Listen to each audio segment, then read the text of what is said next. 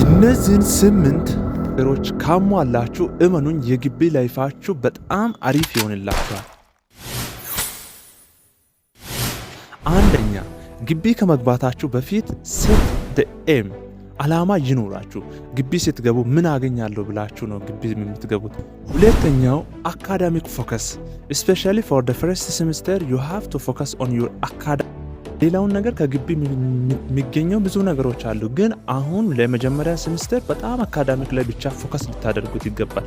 ከዛ በኋላ ያለ ሁሉም ይመጣል። ግቢውን ትለምዳላችሁ፣ ያለውን ነገር ታያላችሁ። ግን የመጀመሪያ ሴሚስተር የማይደገም ስለሆነ የማይደገም ሪስክፉል ሴሚስተር ስለሆነ በጣም ልትጠነቀቁት ይገባል ዲፓርትመንት እስክትመርጡ ድረስ። ሶስተኛ ክላስ በደንብ አቴንድ አድርጉ። ግቢ ላይ ከምትሰሩት ከናንተ ጥረት ባሻገር የማምራን ኢንፍሉዌንስ በጣም ብዙ ስለሆነ ከማምራን ጋር ስሙዝ ሪሌሽንሺፕ እንዲኖራችሁ ክላስ አቴንድ አድርጉ።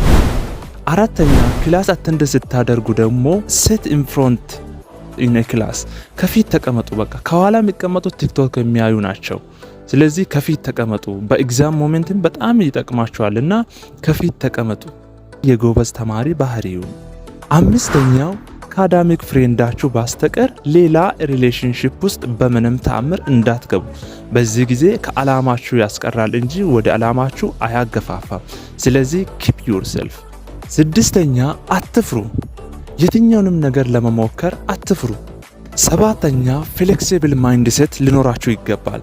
ምን መሰላችሁ? ይሄ አንዳንዴ እናንተ ከምታስቡት ወይም በሃይ ስኩል ደረጃ አሊያም ደግሞ አሁን ባላችሁት ስቴት ላይ ከምታስቡት ነገሮች ልዩ እንዲሆኑ ነገሮች ሊገጥሟችሁ ይችላል። እነዚያን ነገሮች ታዲያ ለማኔጅ ለማድረግ ሃይ ስኩል ፕላናችሁ ላይ ይሰራላችሁ ይችላል። ፍሌክሲብል የሆነ ማይንድሴት ያስፈልጋችኋል። ሪጂድ የሆነ ፕላን አያስፈልግም። ይህ ማለት ከዓላማችሁ ላይ አትጨክኑ ማለት አይደለም። በጣም ጨክኑ፣ በጣም ወስናችሁ ስሩ። ግን በላይ የሆኑ ችግሮች ሲገጥሟችሁ ማኔጅ ለማድረግ የግዴታ ፍሌክሲብል ልትሆኑ ይገባል። አዳዲስ የጥናት ሙዶችን ለመቀበል አዳዲስ ቻሌንጆች ሲመጡ። ስምንተኛ ሶሻብል ልትሆኑ ይገባል። ከክላስና ከዶርሜቶቻችሁ ጋር በጣም ሶሻብል ልትሆኑ ይገባል። ዳርዳር እየያዛችሁ መጓዝ እና መመላለስ አያስፈልግም። ይህ መጨረሻ ደግሞ ግቢ ላይ እንደገባችሁ የሚሰጣችሁን የሚል ካርድን የምግብ የመመገቢያ ካርድንም ይሁን የግቢውን አይዲ እንዳትጥሉ። በጣም ሁሌም ያስፈልጋቸው። ከግቢ ወጥታችሁ ስትገቡም ያስፈልጋቸዋል። ካፌ ጠዋት፣ ምሳ፣ ራት ልትገቡም ያስፈልጋቸው። ስለዚህ አይጣልም የግቢ አይዲ።